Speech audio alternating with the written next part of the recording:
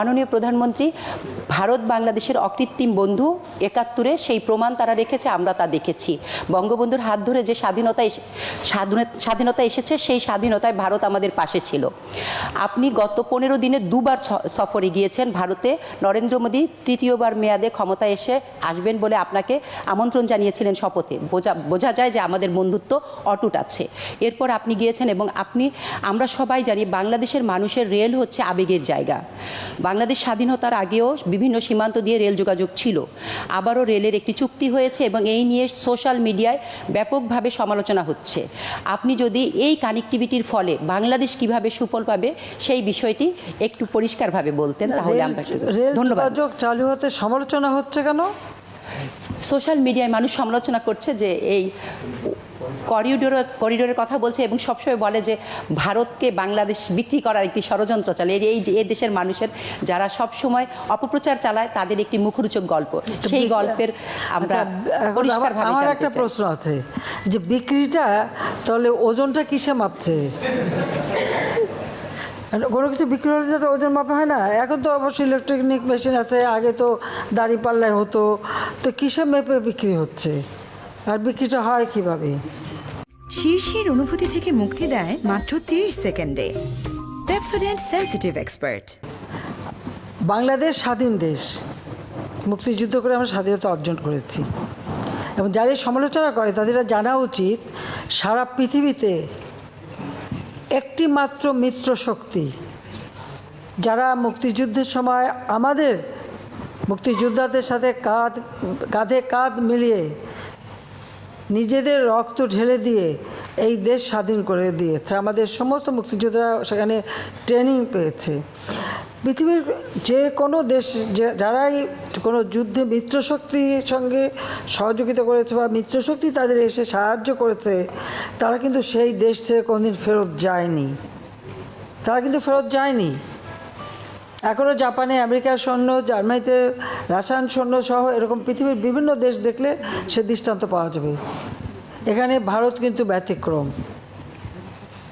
তারা মিত্রশক্তি হিসেবে আমাদের পাশে থেকে যুদ্ধ করে এসেছে, কিন্তু যখনই জাতিপিতা বঙ্গবন্ধু শেখ মুজিব চেয়েছেন যে তারা দেশে ফিরে যাক, ভারতের তদানীন্তন প্রধানমন্ত্রী শ্রীমতী ইন্দিরা গান্ধী সঙ্গে সঙ্গে সেটা রাজি হয়েছেন এবং তাদেরকে ফেরত নিয়ে গেছেন। তারা যে যুদ্ধের সরঞ্জামাদি সব কিছু নিয়েই কিন্তু এসেছিল, এখানে যুদ্ধ করেছিল।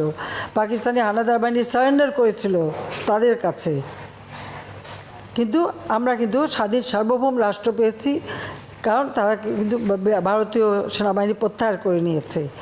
এরপরে যারা কথা বলে যে ভারত বিক্রি হয়ে যাবে, এরপরে বিক্রিটা হয় কিভাবে, সেটাই তো আমার প্রশ্ন। আসলে যারা এটা বলে তারা নিজেই ভারতের কাছে বিক্রি করা।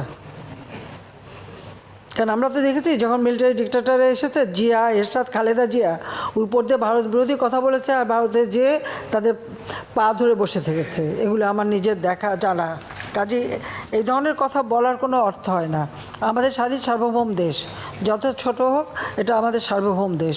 আর সেই সার্বভৌমত্ব রক্ষা এবং সক্রিয়তা বজায় রেখেই আমরা বন্ধুত্বপূর্ণ সম্পর্ক রেখেই কাজ করছি।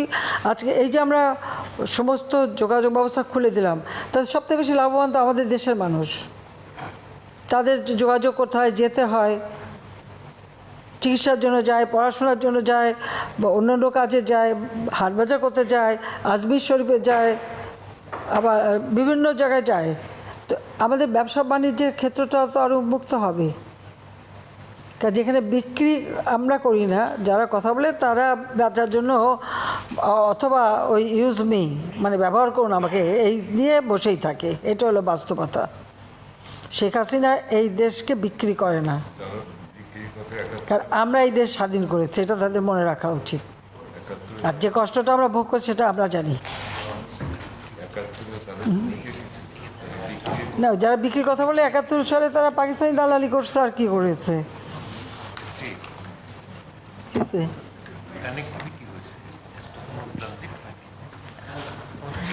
না না, একটা দেশের মধ্যে হয়তো ট্রানজিট দিলেই বা ক্ষতিটা কি?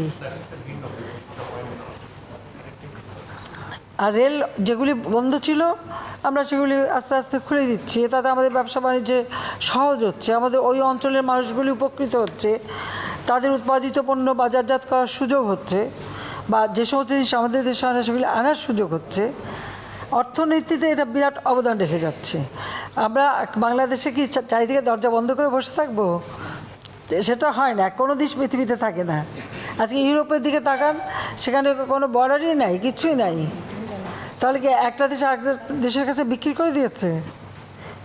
একসময় রোম্যান্স ল্যান্ড ছিল। আমরা যখন ইউরোপ সফর করতে দেখেছি, সবাই এক জায়গায় গাড়ি থেকে নামতে হয়েছে, পায়ে হেঁটে যেয়ে আবার মানে কাস্টম চেকিং করে আবার পায়ে হেঁটে উঠতে হয়েছে। এখন কিন্তু সেসব কিচ্ছু নাই, হ্যাঁ সব ঠিক আছে, কিন্তু প্রত্যেকটা দেশ সভরেন দেশ, স্বাধীন দেশ, কেউ কাউকে কিন্তু বিক্রি করেনি। তা আমরা সাউথ এশিয়াতে কেন এই বাধা দিয়ে রাখবো?